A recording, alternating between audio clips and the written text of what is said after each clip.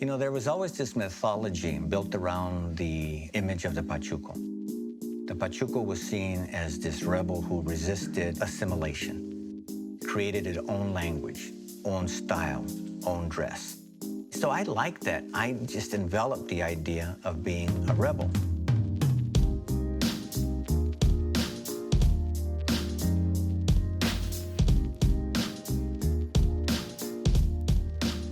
I have a 1951 Chevy Deluxe convertible.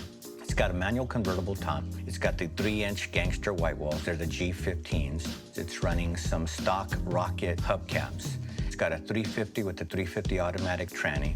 It's got updated front end, so it's a Chevelle 2. It's got an updated rear end, which is a Camaro. Has power steering, power brakes. It's not fire engine red, but it is in the red category.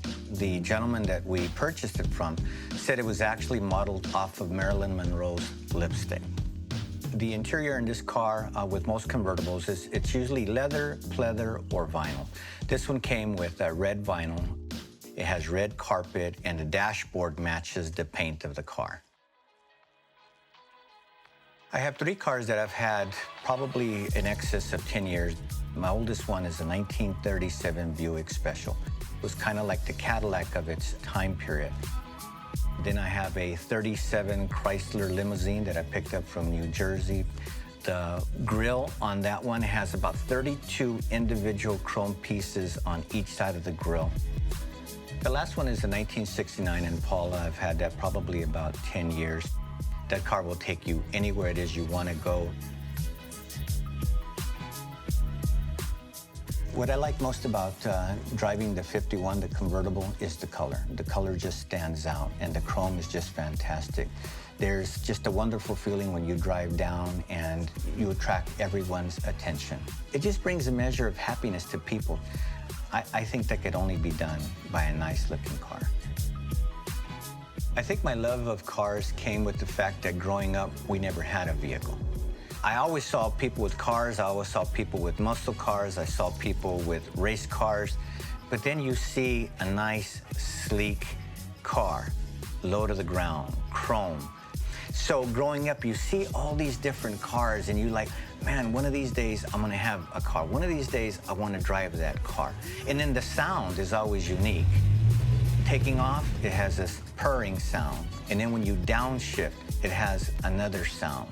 So it's the look, the sound, the feel. It's just everything about those cars that attracted me.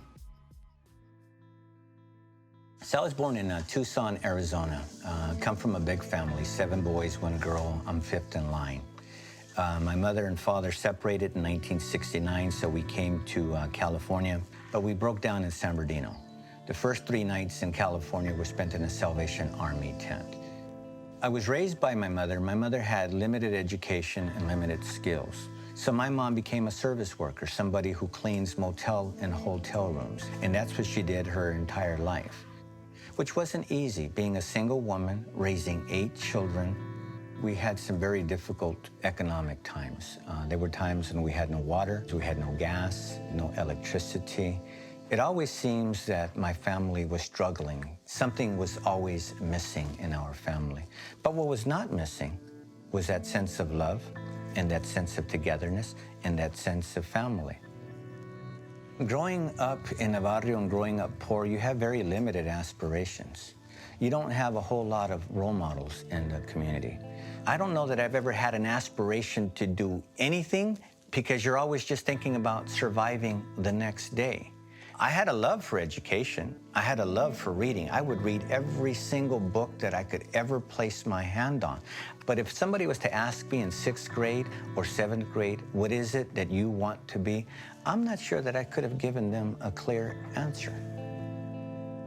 So I went to John North High School in Riverside, and within 5 miles distance from John W. North High School was the University of California at Riverside. And that was the only college that I chose to go to. So I applied to it, received admission to it, graduated from there. I was an English major, doubled with Chicano studies. And when I finished my bachelor's degree, I then went up north to Hastings College of Law and to study law, graduated from there, took the bar exam, passed it, and then came back home, so to speak, to the Inland Empire. So when I graduated from law school, I got a job at the Public Defender's Office in Riverside County. I stayed with the Public Defender's Office for 5 years. I then made the decision to go into private practice. I did that for about 15 years. And finally, after 20 years, I decided to put my application in with Governor Schwarzenegger, and I was appointed in 2008. I have been a judge in Riverside County for about 9 years now.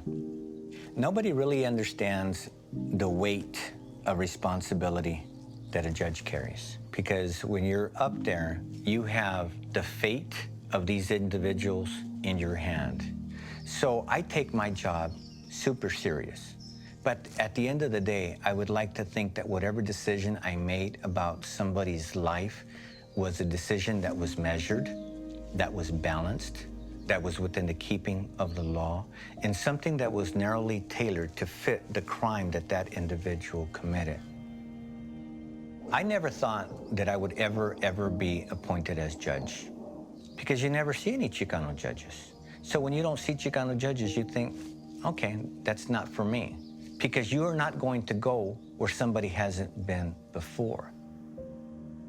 I've always dedicated my life to the idea of social justice. Growing up poor, I saw firsthand what it's like to be powerless, what it's like to be without a voice. So I joined the Chicano student movement in the late 70s, and I've dedicated my life towards activism. But my activism led me down a beautiful road. In my first year of college, I met Cesar Chavez. And that, to me, really demonstrated the importance of role models for our community. I think everybody has a responsibility, because we all have a story.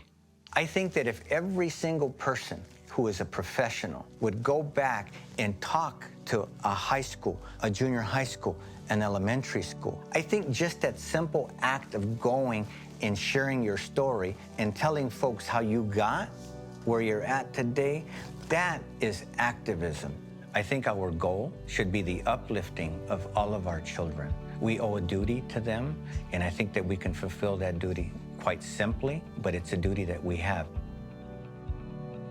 The reaction I usually get when people find out what I do for a living is shock, because there's a certain image that they have of my profession. When they find out what I do for a living, and they find out that I have cars, they look at me with, like, really, no, that's not true, you're lying, right? And so I always get a very shocked response when they find out what I do for a living. What I want people to know about the lowriding culture is we're mothers, we're fathers, we're children, we're cousins. We're just like everyone else. We are no different than every other segment of society.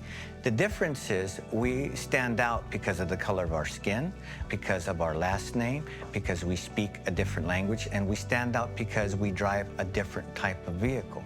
And people who don't understand that will always cast that in a negative light.